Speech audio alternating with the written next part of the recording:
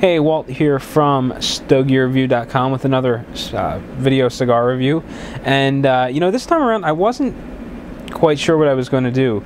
You know, I came down here and I started looking through my humidors, my coolers, and you know, I really can't decide what to review. You know, I've got some stuff that needs a full-blown review.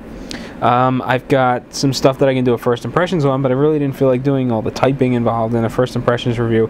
And because I waited until the absolute last minute to do this video, I've got very little time before I have to quickly edit and upload for tomorrow. So I thought, well, you know, what's the best thing to do in this scenario aside from just winging it and typing something up briefly? And I decided, well, you know what, the lazy reviews, the old short ashes always worked great in these scenarios. So maybe I'll give that a shot. So I'm digging around in the coolers, digging around in some humidipack bags that I've got set aside. I'm looking for something that we've reviewed in the past that is relevant. So, you know, I pulled out a Rodrigo cigar, and I was thinking, well, you know, I can do a short ashes on this. But then I'm thinking, well, you know what, I'm pretty sure that Mike did the review on this, and I'm pretty sure that it was a first impressions review, so I can't really do a short ashes on a first impression. It just doesn't work. So I'm digging some more, and you know, I'm not really happy with anything. And eventually I came to a cigar. I looked at it, I put it back, I dug around some more, I went back, I pulled it out, I looked at it again, I stuck it back in the bag, and then by the third time I went to it and pulled it out of the bag, I decided, you know what, the hell with it, I'm gonna go ahead and smoke it. And that is the Joya de Nicaragua Antano 1970 Grand Consul. And you know, that I kept looking at this and putting it back, not because it's a bad cigar, but just because the last one I had earlier this week didn't produce a lot of smoke. Now, it was the only one in the bunch that didn't produce a lot of smoke, but you know, that sort of souring experience is still fresh in my mind. So you know, I'm thinking, you know, I want to enjoy whatever I smoke tonight. I don't want to be smoking it and feel as though it's a chore just to get this video done. So I'm looking, and finally I caved and decided to pull it out, and we're going to go ahead, light it up, and get started. These cigars I got, they're I guess all the Grand Consuls are torpedo shaped. They're a 60 ring gauge, and I'm not quite sure how long they are. I guess they're like 5 by 60 torpedo. But I got these cigars on Cigar Bid. It was actually like the last online order that I placed, and a month and a half ago maybe. I got it from Cigar Monster. I just happened to catch that Monster Mash or whatever it is they do between 11 and 12, and you know, they have all these products listed. I can't stand checking it constantly. I get kind of annoyed having to do that only to find some famous house brand on sale. So if I remember, I check it between 11 and 12, and I get a listing of, you know, like the last 12 deals or whatever it was that they had available. And then I'll pick through then if anything jumps out at me. You know, if there's like one on the list, I don't really bother. But you know, if there's two, or in the case when I ordered these, 3, and they're for a good price, you know, sometimes I'll put an order in. And I wound up getting a 5-pack of these for like 15 bucks, something like that. Now, I prefer the smaller size, and every time I say that, I get a voice in the crowd is like, you know, you're a wuss, you know, smoke the Grand Consul, the big one. I really prefer the Corona in this lineup, but I like the 1979 or the 1970 line as a whole. So when the opportunity presents itself to buy one of the other sizes at a good price, I usually don't pass it up because I do like the line in general. So that's where we're at here. These cigars have been sitting probably a month and a half. This is the last one out of the 5-pack, and you know, it's been quite a while since I've had this line. But, you know, before the 5-pack, I think I've polished off the last box at Kensington when he had the Coronas, and that was a long time ago. So this cigar kind of brings back fond memories. I've liked the line, and it's always been known as a very full-bodied cigar. So we'll see how it goes. I'm not quite sure who did the review on this last. It may have been me, but I'm like 95% sure that we've done a review on this in the past. So if we haven't, and I'm doing a short ashes review on a cigar that we haven't reviewed, that's going to kind of suck. But I guess I'll have to check that when I turn the camera off after I get the cigar lit. And it's taken quite a bit of effort to get lit. I would imagine it's from a lot of Ligero in the blend.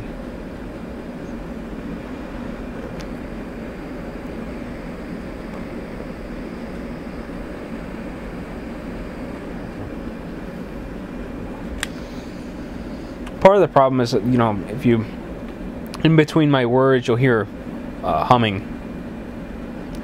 That's this wind tunnel that I'm in. I've got an exhaust fan up here, and I've got a box fan in the corner. I had this, you know, this big whisper quiet oscillating fan, and the thing was awesome. And I gave it up for my wife. She wanted it upstairs because it was getting warm, and this was right before I put the air conditioners in. And I swapped it out, and I put a noisy box fan down here just to hold me over, and somehow that fan has not made it back down into my office. So I may need to go out and buy another one, because the box fan is entirely too loud, and because it's not oscillating, it's like blowing right at me, so it makes it a little difficult to light cigars and just light the lighter in general because of the little bit of a breeze I've got going by. But now that you know the setup of my office and what the noise is, first couple of puffs are nice and stout. They coat the palate well. There's a little bit of a spicy component in the back of the throat, a minor irritant.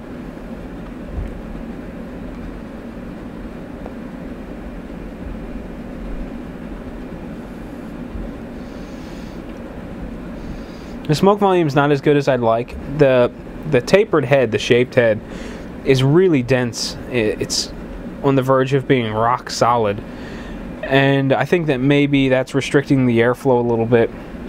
But I'm going to smoke it a little bit further and see how it goes, how it opens up.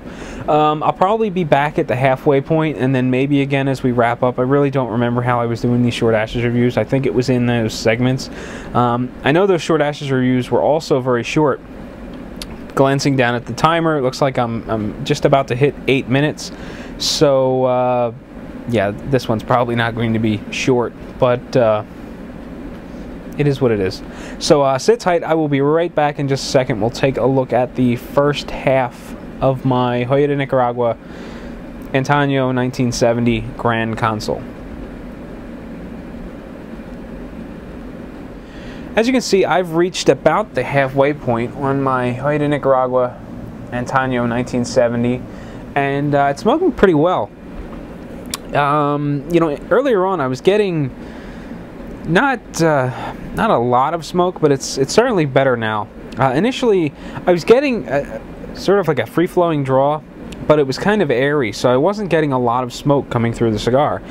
Now I'm getting a bit more smoke, and as a result I'm getting more flavor on the palate, and the cigar tastes more rounded, whereas before it was just kind of weird because I didn't feel like I was getting the full palate full of smoke. You know, I did go back on Stogie Review and I looked to make sure that we did review the cigar, and I did the review back in 2007, so I read over the review really quick, and my review basically said that it was a full-bodied cigar with the primary flavors being oak and black pepper.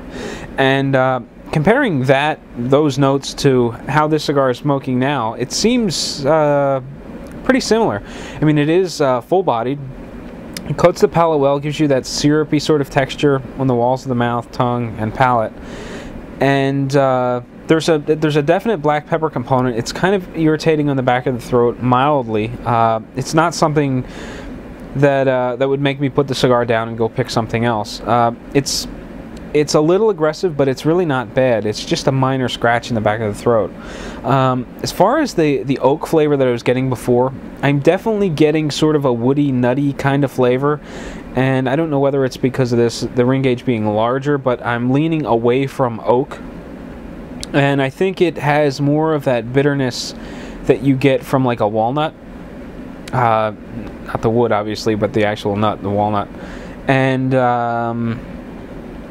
it's it's a good flavor, although I prefer the smaller sizes. I know I said that already, but you know, I keep smoking this thinking, you know, wow, this would be better if it were smaller, because I lean towards the Corona and the smaller sizes of the 1970 Antano.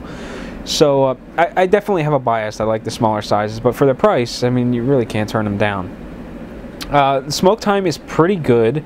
I haven't been keeping an eye on the clock, but the cigar just feels like it's smoking at a nice, slow but steady rate.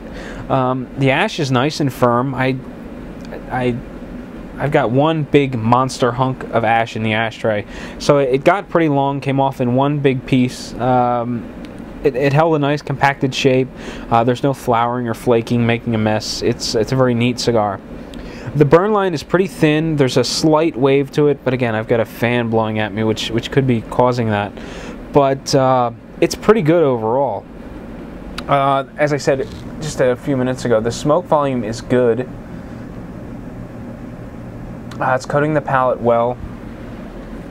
And all in all, I'm pretty happy with it, and I like where the cigar is going so far. So in an effort to keep this video kind of condensed, I'm going to take another break. I'll be back in just a second. We'll take a look at my final thoughts of the cigar as I wrap it up, and then I will let you be on your way. So sit tight. It is about time to wrap up my Joya, Nicaragua 1970 Antano, and this is take 2. Recorded the first time and neglected to turn my lapel mic on, so I had a whole lot of silent movie. So here we are, and as you can see from that little bit of a close-up there, I've got a cigar that's burning really well. Nice thin burn line, relatively even. I mean, I've got a little bit of waviness, but I think it's the fan that's sort of kicking up a breeze and makes it a little erratic. But all in all, it's performing really well. It's getting a little warm as it gets shorter, but really no complaints. It's providing lots of dense smoke, coats the palate really well. It gives me that sort of syrupy texture on the walls of the mouth and palate.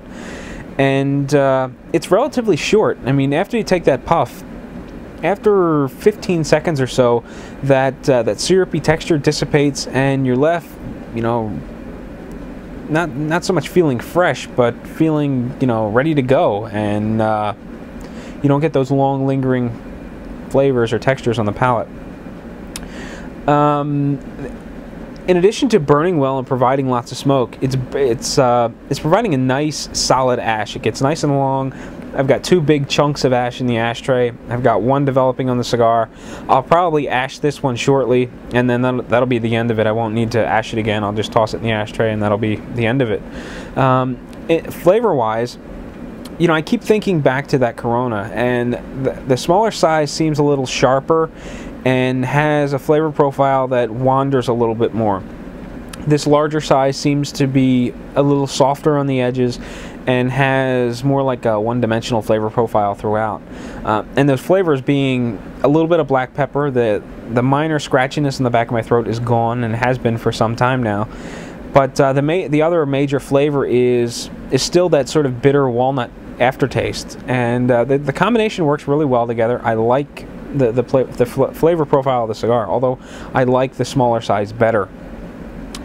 You know, in a nutshell, if this cigar were to come up on Cigar Monster again, and you know, they were on sale for $15 a 5-pack, I would buy another one in a heartbeat. I would probably buy 2 or maybe 3, just because these are nice cigars to have around. Generally, I don't gravitate towards 60 ring gauge cigars because they feel unwieldy and they take forever to smoke. While this one does take a while to smoke, the tapered head really makes it more comfortable to smoke and handle. So I like these quite a bit. And if you like full-bodied, full-flavored cigars, this is definitely something to try. And you know, I don't think you'll be disappointed. So in an effort to keep this video somewhat condensed and relatively short, I'm going to close it out there and say happy smoking. So until next time, I'll catch you later. I guess it should have been until next time, happy smoking, and then I'll catch you later. But I've got it all jumbled. At any rate, I'm out of here.